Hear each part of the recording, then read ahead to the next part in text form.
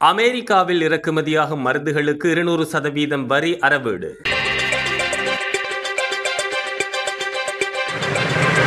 America தமது நாட்டின் மருந்து தேவைகளுக்கு, குறிப்பாக மலிவு விலை ஜெனரிக் மருந்துகளுக்கு பெருமளவில் வெளிநாடுகளையே நம்பியுள்ளது. உலகின் மிகப்பெரிய மருந்து சந்தையான அமெரிக்காவுக்கு இந்தியா தான் முதன்மை விநியோகஸ்தராக உள்ளது. அமெரிக்காவில் பயன்படுத்தப்படும் ஒவ்வொரு 3 மாத்திரைகளில் ஒரு மாத்திரை இந்தியாவால் தயாரிக்கப்படுகிறது. அதாவது அமெரிக்காவின் மொத்த ஜெனரிக் மருந்து தேவைகளில் 47% வரை இந்தியா மட்டுமே பூர்த்தி செய்கிறது. அமெரிக்காவுடன் ஒப்பிடுகையில் இந்தியாவில் உற்பத்தி செலவு 70% குறைவு என்பதால் அமெரிக்காவிற்கு இது மிகவும் இலாபகரணமாக இருந்து வருகிறது.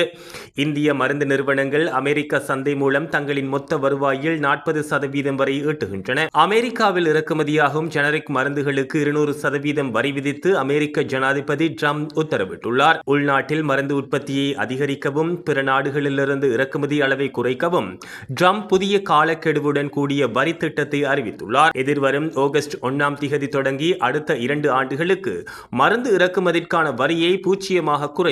தொடர்ந்து அடுத்த ஓராண்டிற்கு 100% வரியும் ஆகஸ்ட் 2029 ஆண்டு முதல் வெளிநாடுகளில் இருந்து இறக்குமதியாகும் மருந்துகளுக்கு 200% வரி விதித்து உத்தரவிட்டுள்ளார். இது குறித்து ட்ரம்ப் வெளியிட்ட சமூக வலைதள பதிவில் அமெரிக்காவில் சொந்தமாக உற்பத்தி ஆலைகளை அமைக்காத மருந்து நிறுவனங்களுக்கு அபராதம் விதிக்கும் நோக்கிலே இந்த வரி உயர்வு கொண்டுவரப்படுகிறது. இது அமெரிக்க பொருளாதாரத்தையும் மக்களின் சுகாதார பாதுகாப்பையும் மேம்படுத்தும் என தெரிவித்துள்ளார். இந்த அறிவிப்பு சர்வதேச வர்த்தக கூட்டாளிகள் மற்றும் சர்வதேச வல்லுநர்கள் மத்தியில் பெரும் அதிர்ச்சியை ஏற்படுத்தியுள்ளது. குறிப்பாக இந்திய நிறுவனங்களுக்கு இந்த அறிவிப்பு பேரிடியாக அமைந்தது. இந்த வரி விதிப்பால் அமெரிக்காவின் இரத்த அழுத்தம், நீரிழிவு மற்றும் புற்றுநோய்க்கான அத்தியாவசிய மருந்துகளின் விலைகளை கணிசமாக உயரக்கூடும் அல்லது பற்றாக்குறை ஏற்படலாம் என நிபுணர்கள் எச்சரிக்கின்றனர்.